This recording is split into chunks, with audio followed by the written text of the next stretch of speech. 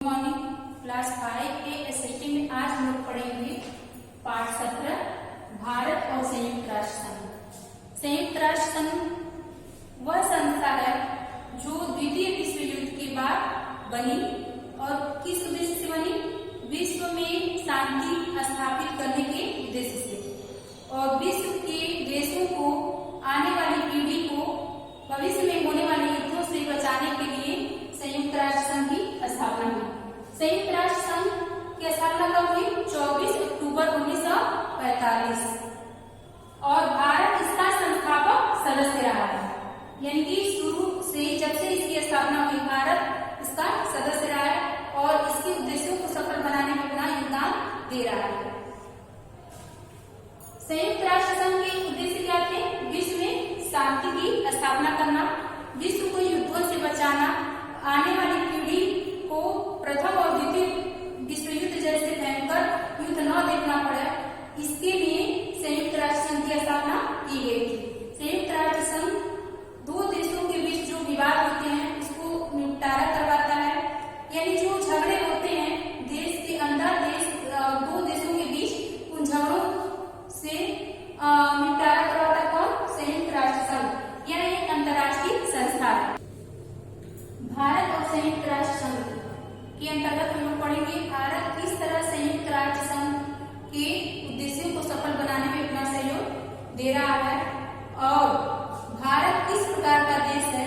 भारत एक ऐसा देश है जो विश्व शांति और मैत्री का पक्षधर है। कौन? भारत। हमारा देश विश्व के अन्य देशों के साथ मित्रवत व्यवहार करना चाहता है, किसी के साथ युद्ध करना नहीं चाहता। वह विश्व में शांति स्थापित करने के लिए जो प्रयास संयुक्त राष्ट्र द्वारा किया जा रहा है, संयुक्त राष्ट्र संघ द्वारा, उसको सफल बनाने में अपना पूरा योगदान दे रहा है। भारत संयुक्त राष्ट्र संघ के सिद्धांतों में पूरा विश्वास रखता है। चूंकि संयुक्त राष्ट्र संघ का उद्देश्य ही है कि विश्व को युद्धों से बचाना, तो इस तरह के सिद्धांतों में भारत में विश्वास रखता है और भारत इस कार्य को सफल बनाने में संयुक्त राष्ट्र को अपना पूरा सहयोग दे रहा है।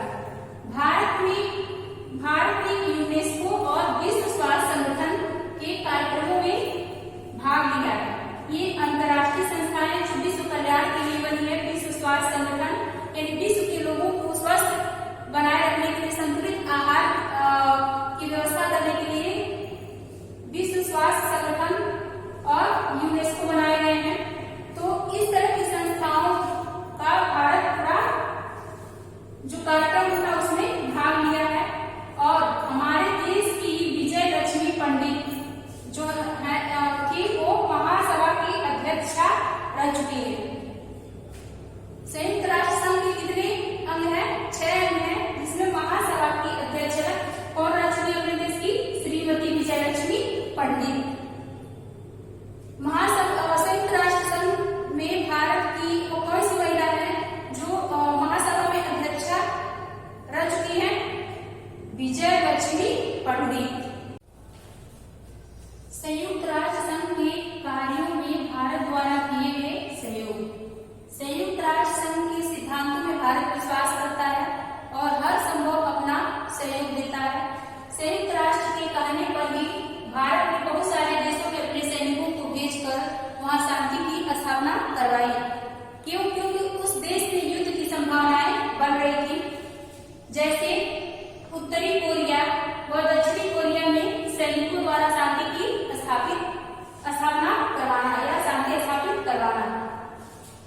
उत्तरी कोरिया और दक्षिणी कोरिया में युद्ध की संभावनाएं बढ़ रही थी, जिसमें संयुक्त राष्ट्र संघ के कहने पर भारत ने अपने सैनिकों को भेजा और वहां शांति स्थापित करवाई। कांगो ईरान में शांति की स्थापना हेतु भारत ने अपने सैनिकों को भेजा। अन्य देश जो है कांगो, ईरान, इराक आदि में भी मतभेद बढ़ रहे थे, झगड़े बढ़ते जा रहे थे, युद्ध की संभावनाएं बन रही थी। यहाँ भी संयुक्त राष्ट्र संघ के कहने पर भारत ने अपने सैनिकों को भेजा और शांति स्थापित करवाई। तीसरा है दक्षिण अफ्रीका में रंगभेद के विरुद्ध अपनी आवाज बुलंद की। रंगभेद यानी गोरे और काले का भेद। गोरे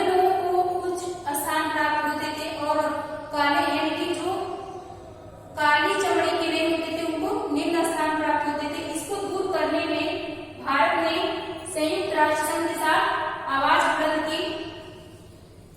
चौथा है फिलिस्तीनियों पर इजरायलियों द्वारा किए जा रहे अन्याय का विरोध किया। कौन? भारत ने। भारत ने संयुक्त राष्ट्र संघ के साथ फिलिस्तीनियों पर इजरायलियों द्वारा किए जा रहे अन्याय का विरोध कौन किया? भारत। संयुक्त राष्ट्र संघ के साथ भारत ने उसका विरोध किया। किसका? इजरायलियों का। इससे फिलिस्तीनियों पर एक अन्याय कर रहे थे, इन पर अत्याचार कर रहे थे, इसको दूर करने का प्रयास संयुक्त राष्ट्र संघ किया और उस भारत उसका सहयोग किया। संयुक्त राष्ट्र संघ के सचिवालय में आज भी अनेक भारतीय लोग कार्यरत हैं और भारत अपने विशेषज्ञों की टोली संयुक्त राष्ट्र संघ के कहने पर अन्य देशों में जहां जरूरत पड़ती है वहां भेजता है। कौन? भारत। किसके कहने पर? संयुक्त राष्ट्र संघ के कहने पर। अपने विशेषज्ञों की टोली जिस देश में भेजने के लिए संयुक्त राष्ट्र संघ कहता है वहां भेजता रहता है। कौन देश? भारत। यानी हमारा देश भारत।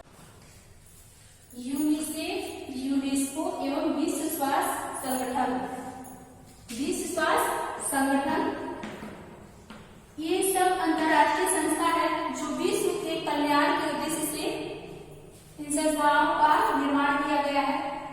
यूनिसेफ का पूरा नाम है यूनाइटेड नेशंस चिल्ड्रेन फंड। इसका नाम थोड़ा सा परिवर्तित हुआ, United Nations international children fund, यानी विश्व के देशों के बच्चों की देखभाल के लिए यह संस्था बनी। इसकी स्थापना 11 दिसंबर 1946 को महासभा द्वारा की गई। महासभा संयुक्त राष्ट्र संघ का ये अंग है। यह बच्चों के विकास में मदद करती है। कौन? यूनिसेफ संस्था जो है। और हमारे यहाँ आंगनबाड़ी कार्यक्रम चलाए जाते हैं जो यूनिसेफ संस्था द्वारा ही चलाए जाते हैं। आंगनबाड़ी कार्यक्रम किस संस्था द्वारा चलाए जाते हैं? यूनिसेफ के द्वारा। और दूसरी संस्था है यूनेस्को। यूनेस्को का पूरा नाम है United Nations Educational Scientific and Cultural Organization, यानी कि यह संस्था जो है यूनेस्को, यह विश्व के कोने कोने में ऐसे देशों में जो गरीब है वहां शिक्षा का विस्तार करती है और शिक्षा के द्वारा ही विश्व में शांति की स्थापना भी करवाती है। इसकी स्थापना 4 नवंबर 1945 को हुई। इसका उद्देश्य क्या था? शिक्षा को बढ़ावा व शिक्षा के द्वारा विश्व में शांति स्थापित करना। किसका उद्देश्य था? यूनेस्को का उद्देश्य था। क्या उद्देश्य था? शिक्षा को बढ़ावा और शिक्षा के द्वारा विश्व में शांति की स्थापना करना। तो दो संस्थाओं के बारे में हम लोग पढ़ चुके हैं, एक यूनिसेफ, एक यूनेस्को। यूनिसेफ द्वारा हमारे देश में कौन सा कार्यक्रम चलाया जाता है? आंगनबाड़ी कार्यक्रम। और यूनेस्को द्वारा हमारे देश में शिक्षा को बढ़ावा दिया जाता है, यानी कि बुनियादी शिक्षा की व्यवस्था की जाती है। गुट निरपेक्ष संगठन क्या है? गुट क्या होता है? जब विश्व के अधिकांश देश किसी न किसी कारण से दो गुटों में बढ़ जाते हैं, दो या दो से अधिक गुटों में भी बढ़ सकते हैं और एक दूसरे के विरोधी बन जाते हैं, तो वो भयंकर रूप ले सकता है। यानी कि गुटबंदी विश्व के लिए सही नहीं है। गुट निरपेक्षता क्या है? विश्व के कई देश ऐसे थे जो इन गुटों में जाना अच्छा नहीं समझते थे, वे तटस्थ रहना चाहते थे। यानी कि दो गुट, माना कि दो गुट बने हैं, जैसे प्रथम विश्व युद्ध में मित्र राष्ट्र और धुरी राष्ट्र बने थे, तो कुछ ऐसे भी देश थे जो दोनों गुटों में नहीं जाना चाहते थे। तो ऐसे लोग मिलकर गुट निरपेक्ष संगठन बनाए। जैसे अमेरिका में संयुक्त राज्य अमेरिका का पूंजीवादी गुट था और सोवियत रूस का साम्यवादी गुट था।